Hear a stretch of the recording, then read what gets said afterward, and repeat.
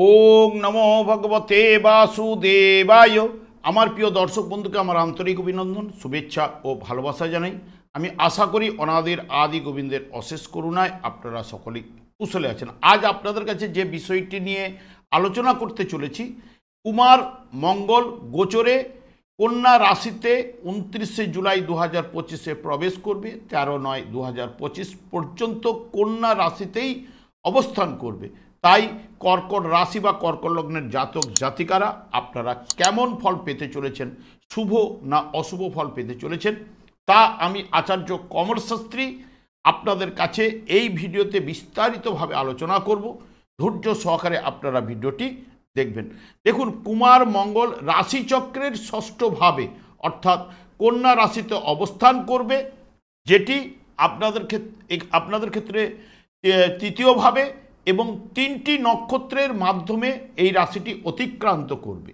এবং রাশিচক্রের যেহেতু এটি ষষ্ঠ ভাব, সেই কারণে এটি বুধের ঘর, সেই কারণে এটি দ্ব্যর্থক রাশি এবং পৃথ্বী রাশি, এবং সেখানে মঙ্গল অগ্নিকারক গ্রহ।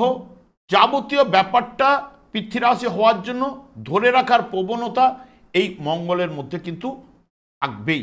মঙ্গল প্রথমে কিন্তু প্রবেশ করবে উত্তর ফাল্গুনী নক্ষত্রে। উত্তর ফাল্গুনী নক্ষত্রটি মঙ্গলের ক্ষেত্রে শুভকারক গ্রহ এবং কর্কট রাশি বা কর্কট লগ্নের জাতক জাতিকাদের ক্ষেত্রে মঙ্গল এবং রবি এরাও শুভকারক গ্রহ।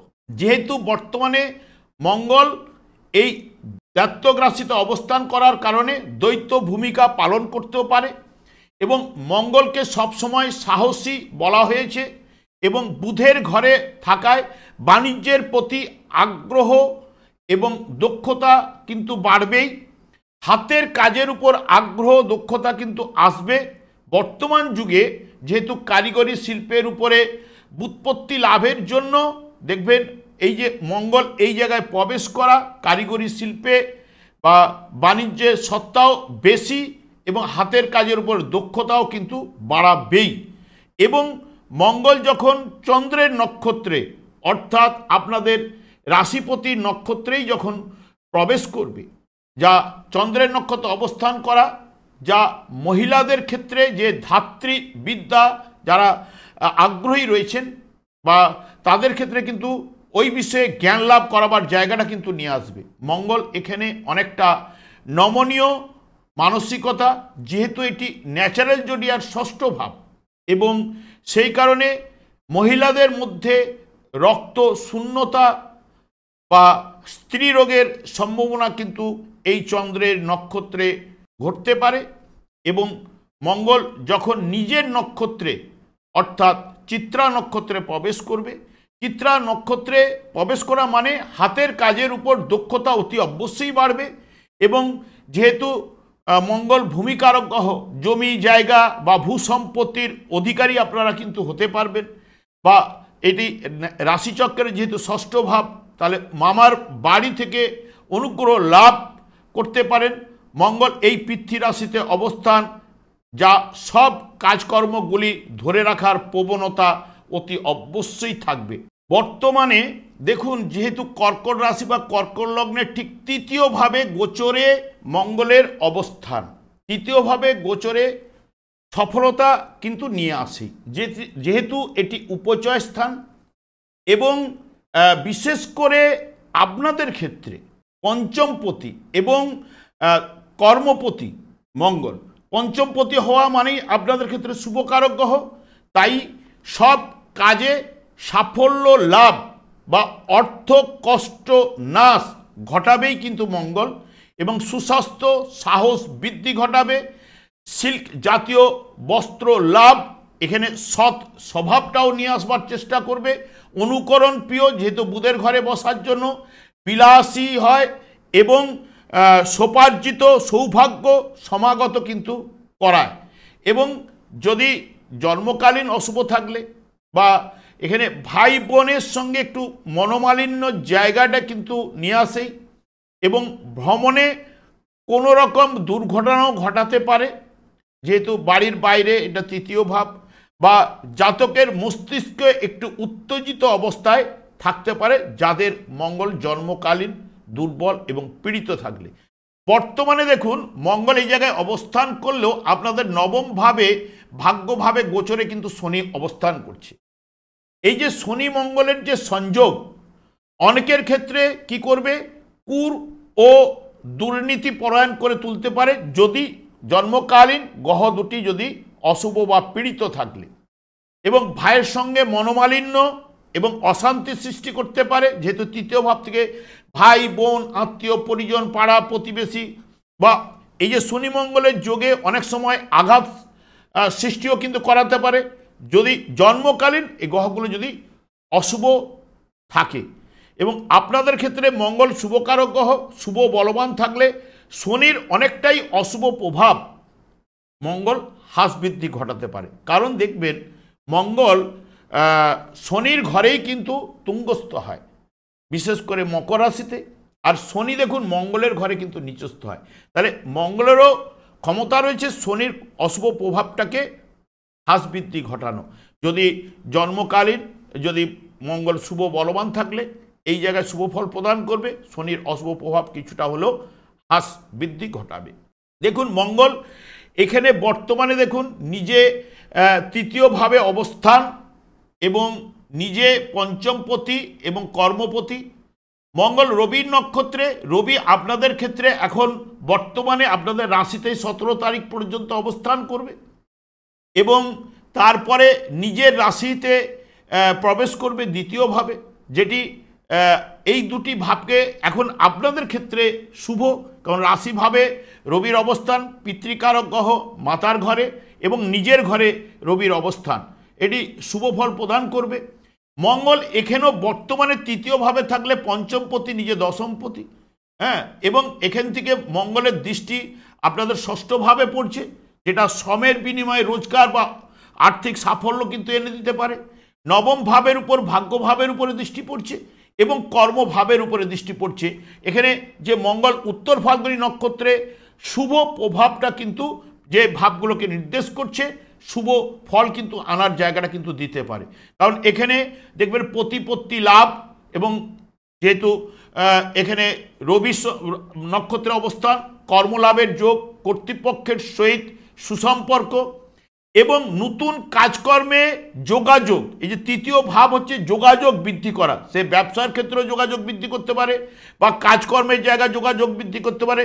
তৃতীয় ভাবের সঙ্গে নবম ভাবের সংযোগ ঘটছে, হয়তো আবার পঞ্চমপতি, হয়তো আপনাদের ট্রান্সফার প্রমোশন এইগুলো ঘটাতে পারে, হ্যাঁ, এই জায়গাগুলো নিয়ে আসতে পারে। কারণ আপনাদের রাশিভাবে আবার শুক্র প্রবেশ করছে, লাভপতি গ্রহ আপনাদের ক্ষেত্রে, এবং আর্থিক লাভ, সুস্বাস্থ্য, ভাগ্য উন্নতি ঘটাবে এবং আত্মপ্রত্যয়ের লাভ, বিশেষ করে যে ভাইটাল এনার্জি জীবনী শক্তি এই যে প্রদান করা।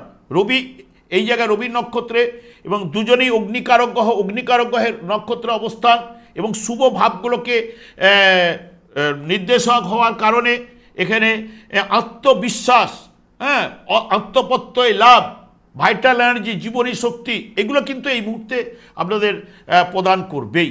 এবং মঙ্গল এই জায়গায় হস্তা নক্ষত্রে প্রবেশ করবে। হস্তা নক্ষত্র আগেই বলে যাই, এখানে 29শে জুলাই থেকে 13ই আগস্ট পর্যন্ত উত্তর ফাল্গুনী নক্ষত্রে থাকবে। 14ই আগস্ট থেকে 3 সেপ্টেম্বর পর্যন্ত হস্তা নক্ষত্র অবস্থান করবে। হস্তা নক্ষত্র অবস্থান করলেও দেখুন, যেহেতু মঙ্গল আগেই বলেছে তৃতীয় পঞ্চম দশম ভাবের নির্দেশক এবং চন্দ্রের নক্ষত্র, চন্দ্র আপনাদের রাশিপতি, তাহলে রাশিভাবেই অবস্থান করছে, সেটি হচ্ছে আপনাদের প্রথম ভাব এবং ষষ্ঠ ভাব, নবম ভাব, দশম ভাবের উপরে দৃষ্টি, যেটি এখানেও আপনাদের ক্ষেত্রে চন্দ্রের নক্ষত্রে থাকা মানে মঙ্গল এখানে আপনাদের ক্ষেত্রে শুভ ভাবগুলোকে নির্দেশ করছে।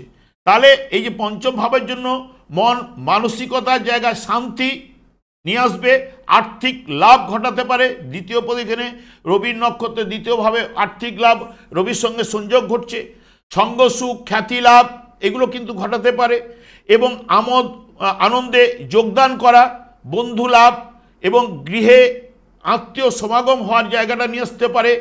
নবম ভাবের নির্দেশক হওয়ার জন্য ভাগ্য উন্নতি, ব্যবসা বাণিজ্যের সফলতা এইগুলো কিন্তু প্রদান করার জায়গাটা রয়েছে। কিন্তু জন্মকালীন গ্রহগুলোকে শুভ এবং বলবান থাকলে এই সময় কিন্তু বর্তমানে গোচরে কিন্তু শুভ এবং বলবান রয়েছে এবং আপনাদের ক্ষেত্রে শুভ ফল কিন্তু আনার জায়গাটাও দিতে পারে। যদি জন্মকালীন গ্রহগুলি যদি অশুভ পীড়িত থাকলে তাহলে কিন্তু ফলের তারতম্য ঘটবেই এবং অশুভ ফল পাওয়ার সম্ভাবনা তার ক্ষেত্রে কিন্তু থাকছেই। এবং মঙ্গল যখন নিজের নক্ষত্রে অবস্থান করবে বিশেষ করে তখন 4 সেপ্টেম্বর থেকে 13 সেপ্টেম্বর পর্যন্ত এই জায়গাতেই অবস্থান যখন করছে, তার তৃতীয়ভাবে এমনিতে সাহস, আগ্রহ, এগুলো কিন্তু উদ্দীপনা, এগুলো কিন্তু বৃদ্ধি করবেই। যেহেতু এখানে মঙ্গল শুভ ভাবগুলোর নির্দেশক হয়ে বসে রয়েছে, ষষ্ঠ ভাব একা অশুভ ভাব থাকলেও তার দ্বাদশ ভাব পঞ্চম ভাবকে অবস্থান করছে, দেখছে, কারণ ষষ্ঠ ভাবের উপর যেহেতু দৃষ্টি এবং তারও দ্বাদশ ভাবের নির্দেশক সেই নিজেই মঙ্গল, সেই কারণে এখানে যে ষষ্ঠ ভাবের যে পাওয়ারফুল যে অশুভ ফলটা যে প্রদান করলে সেটা কাটাবার জায়গা থাকছে। তাই এই কাজকর্মের উন্নতি, এই যে ট্রান্সফারের যোগ বললাম, এগুলো কিন্তু নিয়ে আসবে নিজের, বা এই যে হাতের কাজের উপর দক্ষতা, এইগুলো অতি অবশ্যই, বা যারা টেকনিক্যাল লাইনে নিয়ে পড়াশোনা করছেন, কর্মের জায়গা, কর্মলাভের জায়গা, দশমপতি যেহেতু এই জায়গা কিন্তু ঘটতে পারে। এবং বেশিরভাগ ক্ষেত্রে আপনারা দূরের দিকে অ্যাপ্লিকেশনগুলো করার চেষ্টা করুন, এখানে শুভ ফল কিন্তু নিয়ে আসার জায়গা থাকবে। কাজকর্মের দায়িত্ব নিয়ে কাজ করে সফলতা অর্জন করা মঙ্গল এই জায়গায় প্রদান করে এবং উদ্যম লাভ, সকলের সঙ্গে সুসম্পর্ক, ভাগ্যের উন্নতি, যোগ, ব্যবসা বাণিজ্যের সফলতা, এগুলো কিন্তু প্রদান করার জায়গা কিন্তু থাকছেই। কারণ যেটা এই মুহূর্তে এই জায়গায় সব শুভ ভাবগুলো কিন্তু নির্দেশ করছে, নিজে তৃতীয়ভাবে থাকা সত্ত্বেও এখানে শুভ ফলগুলো প্রদান করবে। হ্যাঁ, এখানে একমাত্র এখানে শনি এবং মঙ্গলের যে সংযোগে অনেক সময় কুর এবং মানে জায়গাটা করতে পারে, এটা আমি আগেই বলে গেছি। শনি মঙ্গলের যে দৃষ্টি, মঙ্গল শনির অশুভ প্রভাবকে হ্রাস বৃদ্ধি ঘটাতে পারে। আমি আর দীর্ঘায়িত করছি না, আমি যাওয়ার আগে একটা কথাই বলবো। দেখুন, সামনে এই যোগটি থাকছে বলেই আপনাদেরকে বলা, কারণ এটা আপনাদের কাছে পৌঁছে দেওয়া। কারণ দেখবেন এই যে শনিদেবের অশুভ প্রভাব একমাত্র হ্রাস বৃদ্ধি ঘটাতে পারে হরে কৃষ্ণ মহামন্ত্র। এই জন্মাষ্টমী আসছে, জন্মাষ্টমীতে আপনি যদি না পারেন, আপনাকে কিছু করার দরকার নেই।